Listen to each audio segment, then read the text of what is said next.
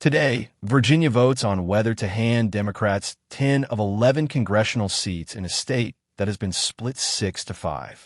Scott Jennings went on CNN last night to debate Van Jones and said everything Virginia voters need to hear before they walk into that booth. Watch. By voting yes, you can push back against the Republicans trying to give themselves an unfair advantage in the midterms. By voting yes, you can take a temporary step to level the playing field. Does this level the playing field if it passes? Would you agree with that assessment from the former president?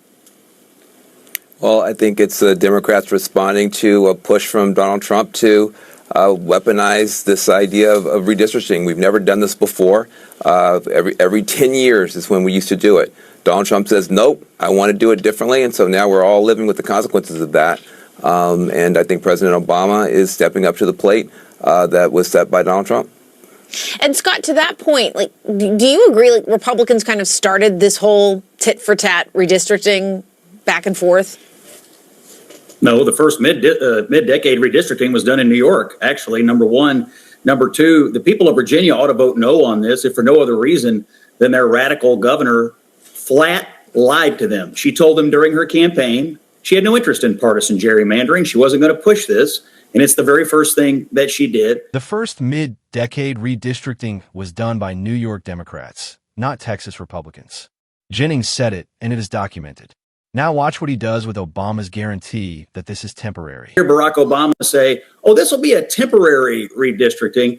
All I can hear is Barack Obama saying, if you like your doctor, you can keep your doctor. He lied then. He's lying now. If the Democrats take this map from 6-5 in a 50-50 state to a 10-1 map and put every congressional district under the control of a Democrat who lives in Fairfax County in Northern Virginia, it will be a travesty. It will be a tragedy for a state that has had a tradition of being a very balanced, kind of a bipartisan, nonpartisan state, and it's going to be run by radical Democrats forever. There'll be nothing temporary about this. But what makes it different than Texas, where Republicans were very much encouraged to vote yes? What makes it different than Texas? Yeah. Well, look, inherently they can do it. I mean, I'm not arguing that they can't do it. It's not illegal necessarily for them to do it.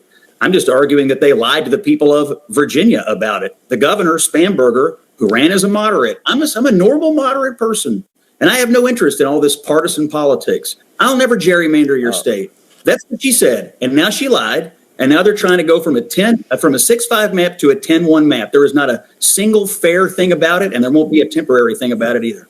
What do you think, Van? I mean, all this passion and about honesty in politics. I mean, Donald Trump lied and said he was wouldn't take us to war, and we're in a war. And you can say that there's one thing happened in New York City. You have the President of the United States, Donald Trump, sitting with all the power, telling legislators across the country do something unprecedented. Some actually had to stand up against him and say, look, we're going to run our state our way. Barack Obama, President Obama never did anything like it, nor did any other president do anything remotely like this. And Republicans now are all up in arms and upset and just can't believe it. But this was started by Donald Trump. So you should call Donald Trump and tell him, you messed up. It turns out Democrats will fight back. It turns out Democrats aren't going to be rolled over and steamrolled, and that you can play this game. It's a game that was started by Donald Trump. No president's ever done anything remotely like it, and I'm proud that President Obama is standing up for this party. And if you don't like it, then Texas can, at any point, they can say, we're sorry and roll it back, and I'm sure we'll follow in due course. Do you think that's true, Scott? Look, here's what I think is true. That the governor of Virginia, Abigail Spanberger, ran a campaign for governor and promised the people of Virginia she had no interest in this. And the minute she got elected, it's the very first thing she did. And now you have Democrats from all over the country, like Barack Obama and George Soros and Gavin Newsom and whoever, coming into Virginia to try to basically turn Virginia into the national headquarters for the radical left of the Democratic Party. There'll be nothing temporary about this. It's gone from 6-5 to 10-1 if it passes. By the way, I think a lot of Democrats in Virginia are going to vote against it, even though they still feel like they are Democrats. They don't like being lied to. She lied to their face. And they don't like it. Go ahead. I'm all for honesty in politics. I think you should call your good friend Donald Trump and tell him it should start there. And if Abigail Spanberger is your definition of a radical Democrat, then I just think the goalposts have been moved quite a bit Not a single thing radical about Abigail Spanberger, and that's why she won so handily in the state, and why her approval ratings are still through the roof. I do want to right. ask. Go ahead. Well, Scott. hold on. I don't consider her to be a radical Democrat. I consider her to be a lying radical Democrat because she ran as a moderate. She promised she wouldn't do any of these things, Van, and you know it. And now her approval ratings, according to several independent surveys, have plummeted. She's the least popular governor of Virginia at this point in her term of any modern governor of Virginia. There's a reason. It's because she's the ultimate bait-switch Democrat. She lied. That is the word Jennings used, and the facts back it up.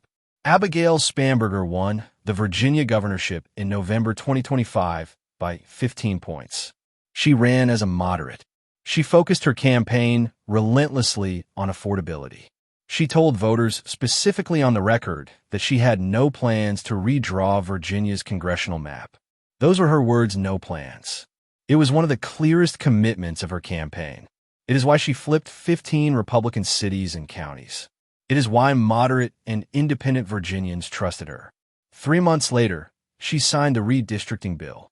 The map it creates gives Democrats 10 of Virginia's 11 congressional seats, that a state that has been purple.